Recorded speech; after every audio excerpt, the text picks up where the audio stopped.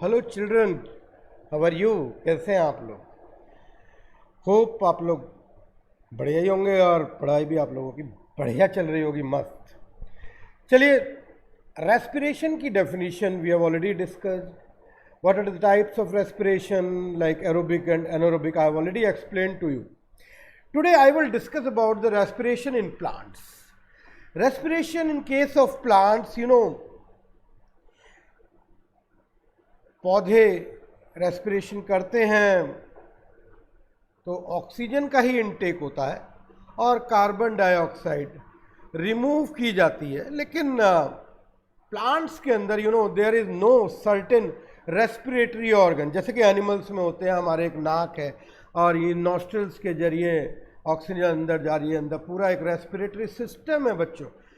तो इस तरीके का कुछ भी प्लांट्स के अंदर नहीं होता, इसीलिए बहुत ज़्यादा डिफिकल्ट भी नहीं है. You can easily learn this thing. Parts जितने भी हैं प्लांट के अंदर वो सभी रेस्पिरेशन में पार्टिसिपेट करते हैं, ये बात आप समझ लीजिए. यानी कि all parts of A plant perform respiration. This is the first line of this topic, right? Screen पर देखिए, यहां पर साफ साफ शुरू में फर्स्ट पॉइंट लिखा नजर आ रहा है कि all parts of A plant perform respiration.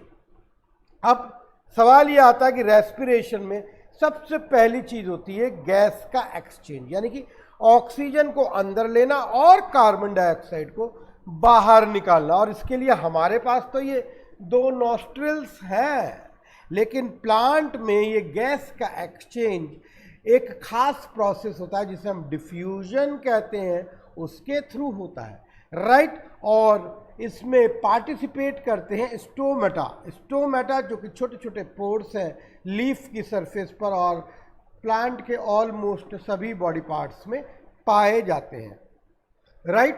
तो स्टोमेटा की presence and gaseous exchange through stomata, it helps in the process of respiration in plants. तो ये पॉइंट आप लोगों को क्लियर हो गया. Now we come to the next point. Oxygen from the air diffuses into a leaf. अब gaseous exchange में, जैसा कि मैंने अभी आपको बताया, ऑक्सीजन का इनटेक होगा, तो oxygen from the air diffuses into a leaf. ठीक, स्टोमेटा के जरिए, स्टोमेटा के द्वारा या थ्रू स्टोमेटा से होते हुए ऑक्सीजन अंदर गई और अंदर जाकर उस प्लांट के अंदर जितनी भी सेल्स हैं, all the cells available in a plant, वहां तक ये ऑक्सीजन पहुंच जाती है, राइट? तो oxygen reach to each and every cell of the plant, right? अब इसके बाद क्या होगा? रिटर्न में कार्बन डाइऑक्साइड रिलीज होगी और this carbon dioxide is released into the air through stomata. तो देखिए, बहुत आराम से हम लोग टॉपिक को पढ़ रहे हैं, कोई जल्दबाजी नहीं है. आप लोग बिल्कुल कंसेप्ट को क्लियर करते चलिए. देखिए, प्लांट के अंदर फोटोसिंथेसिस होता है, प्लांट के अंदर रेस्पिरेशन होता है. दोनों को हमें मिक्स करके खिचड़ी नहीं बनाने का है, राइट? तो फोटोसिंथेसिस अलग रखिए, रेस्पिरेशन अलग रखिए. फोटोसिंथेसिस में हम पहले ही पढ़ चुके हैं कि कार्बन डाइऑक्साइड का इनटेक है, लेकिन हम सब अच्छे से जानते हैं और बचपन से पढ़ते आ रहे हैं कि ऑक्सीजन को इनटेक किया जाता है रेस्पिरेशन में. अब वो कोई भी ऑर्गेनिज्म क्यों ना हो, ये पॉइंट आपको क्लियर करना है. और प्लांट के केस में कोई चूंकि फिक्स्ड रेस्पिरेटरी ऑर्गन नहीं है, तो पूरी प्लांट बॉडी पे स्टोमेटा अवेलेबल है और ये स्टोमेटा के थ्रू ऑक्सीजन अंदर इनटेक कर ली जाती है और इन्हीं स्टोमेटा के थ्रू कार्बन डाइऑक्साइड बाहर निकाल दी जाती है. और दूसरी बात यह है कि रेस्पिरेशन का प्रोसेस प्लांट्स में या किसी भी लिविंग ऑर्गेनिज्म में 24 आवर्स चलने वाला प्रोसेस है. ऐसा कुछ नहीं है कि इसे सनलाइट की ज़रूरत है रेस्पिरेशन के लिए भी. रेस्पिरेशन प्लांट्स 24 आवर्स करते हैं लाइक अदर ऑर्गेनिजम्स. तो ये बात भी आप लोगों को पूरी तरीके से क्लियर हो गई होगी। चलिए आगे चलते हैं। During the day oxygen produced during photosynthesis is used for respiration and the extra amount of oxygen is given out through the stomata. Right, देखिए फोटोसिंथेसिस के अभी प्लांट के अंदर एक फायदा है, बहुत ज़्यादा बड़ा फायदा। वो जो फायदा या बेनिफिट है वो क्या है कि वहीं फोटोसिंथेसिस चल रहा है, वहीं से ऑक्सीजन रिलीज हो रही है, अब वहीं रेस्पिरेशन चल रहा है, वहीं से उस ऑक्सीजन को यूटिलाइज किया जा सकता है। अगर कुछ फालतू ऑक्सीजन निकल रही है स्टोमेटा के थ्रू बाहर निकल जाएगी वो, राइट। तो the roots of plants take up oxygen from the air present between the roots and soil particles. In stems the exchange of gases occur through either the stomata or lenticels. ये एक नई term आती है lenticels, इसका भी आप लोगों को पता होना बहुत जरूरी। देखिए जब स्टेम या प्लांट की कोई ब्रांच ग्रीन कंडीशंस में है, यंग है, राइट, तो वहाँ पर छोटे छोटे पोर्स मौजूद होते हैं लीफ की तरह पर ही, जिनको हम स्टोमेटा कहते हैं। लेकिन जब स्टेम पुराना हो जाता है, डार्क कलर का हो जाता है, उसके ऊपर बहुत मोटा हो जाता है और उसके ऊपर बार्क यानी कि छाल भी आ जाती है, उस कंडीशन में कुछ अलग तरह की पोर्स उसमें पाए जाते हैं जिनको स्टोमेटा नहीं कहते हैं बच्चों, उनको कहा जाता है लेंटिसल्स। तो लेंटिसल्स का नाम आप लोग याद रखेंगे, ये एक नई टर्म है। तो प्लांट्स के अंदर जितना भी गैसियस एक्सचेंज होता है mainly takes place through stomata and in case of older trees it takes place by lenticels which are present on the stem, right। तो आई थिंक ये पॉइंट आप लोगों को क्लियर हो गया है, सभी बच्चे लोगों को ये सारी बातें समझ में आ गई हैं। अब मैं बात करूंगा एनिमल्स के बारे में। देखिए एनिमल्स में रेस्पिरेटरी ऑर्गन्स मौजूद होते हैं। Respiratory organs are always present, but you know in different animals the process of respiration changes, varies because of the respiratory organs. For example in case of amoeba, जो amoeba के बाहर की तरफ membrane होती है, सेल मेम्ब्रेन, इसके through gaseous exchange होता है और यहाँ पर जो प्रोसेस यूज होता है वो होता है डिफ्यूजन। देखिए आप लोग मेरे पीछे लगी हुई इस स्क्रीन पर देख सकते हैं, नीचे की तरफ एक डायग्राम, एक एरो दिखाए गए हैं जिसमें गोल सर्कल में बिल्कुल साफ लिखा हुआ है। मैं आपको मार्क करके भी दिखा सकता हूँ, दिस इज अमीबा और this is the process simple diffusion through the cell membrane, लिखा हुआ है।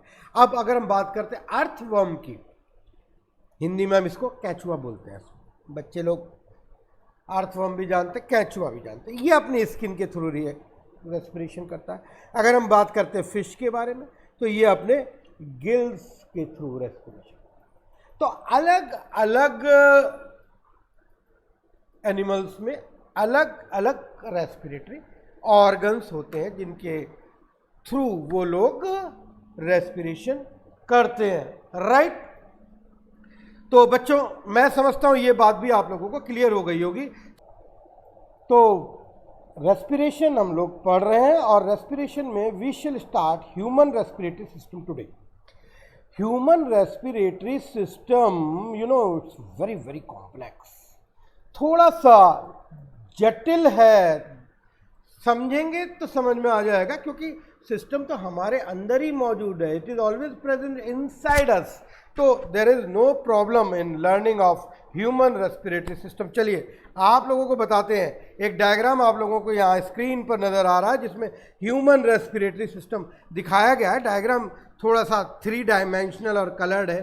अभी मैं इनके अलग अलग पार्ट्स आपको एक अलग से डायग्राम बना करके और ड्रॉ करके दिखाऊंगा बच्चों, आपको अच्छा लगेगा, चीज़ें आपको समझ में आ जाएगी। देखिए आपको अच्छी तरह से जानते हैं कि ह्यूमन बीइंग्स में ये देखिए आपको अच्छा लगेगा ये डायग्राम। यहाँ पर ये नॉस्ट्रिल मौजूद है और यहाँ नॉस्ट्रिल से ये अंदर ये नेज़ल पैसेज जाता है। आपको दिखाई दे रहा है ये नेज़ल पैसेज जाता हुआ आप लोगों को दिखाई देगा, बिल्कुल क्लियर आप लोगों को हो जाएगा कि किस तरीके से ये नेज़ल पैसेज इसके अंदर जा रहा है। और ये नेज़ल पैसेज आगे जा कर के, क्योंकि इधर से ये बकल कैविटी वाला रास्ता भी खुलता है, मैंने पहले भी बताया था, ये यहाँ पर कॉमन हो जाता है। इसके बाद फिर आगे ये एयर ट्यूब हमारी है जिसको हम ट्रैकिया बोलते हैं, और इसके ऊपर ये सी शेप्ड कार्टिलेजिनस रिंग इसके ऊपर चढ़े रहते हैं। ये कार्टिलेजिनस रिंग होते हैं, ये दिस इज ट्रैकिया, मैं यहाँ पर नाम लिख रहा हूँ ट्रैकिया, ठीक। और इसके ऊपर सी शेप्ड कार्टिलेजिनस रिंग्स हैं। ये कार्टिलेजिनस रिंग इसलिए होते हैं बच्चों कि कहीं ये ट्रैकिया कोलैप्स ना कर जाए, कहीं पर ये कार्टिलेजिनस रिंग्स की मौजूदगी just to prevent the collapsing of trachea. उसके बाद ये ट्रैकिया आगे जाकर के दो जगह डिवाइड होता है, यानी कि दो रास्ते अलग अलग बनते हैं, और ये दो रास्ते जो अलग अलग बनते हैं वो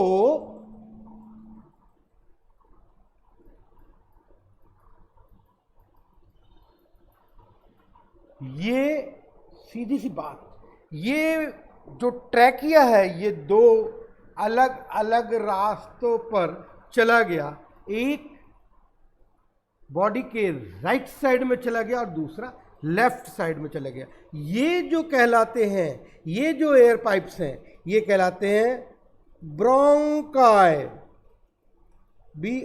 BRONCHI, ब्रोंकाई। और ये ब्रोंकाई आगे जाके मल्टीपल फाइन ट्यूब्स में डिवाइड हो जाते हैं। ये कुछ इस तरीके से ये फाइन ट्यूब्स में डिवाइड हो जाते हैं, जिनको बोलते हैं ब्रोंकियोल। क्या बोलते हैं बच्चों? This are called bronchiole. तो चीज़ों को समझने की कोशिश करेंगे हम बहुत ध्यान से।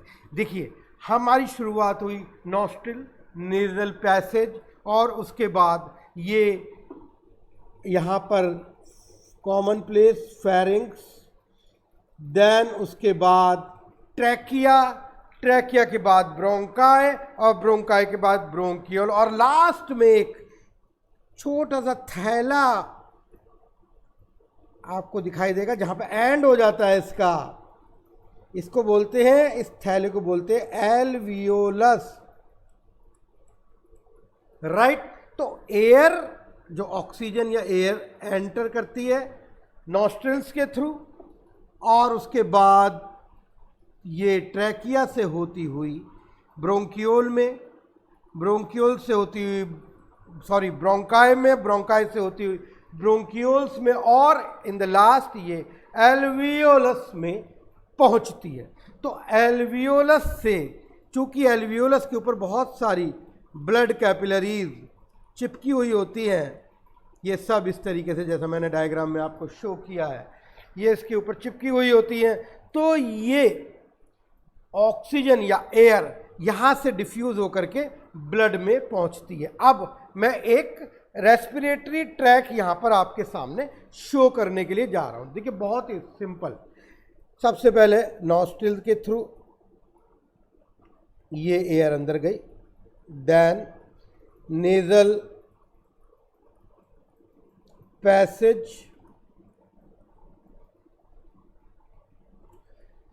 उसके बाद ट्रैकिया, उसके बाद ब्रोंकाई, उसके बाद ब्रोंकियोल,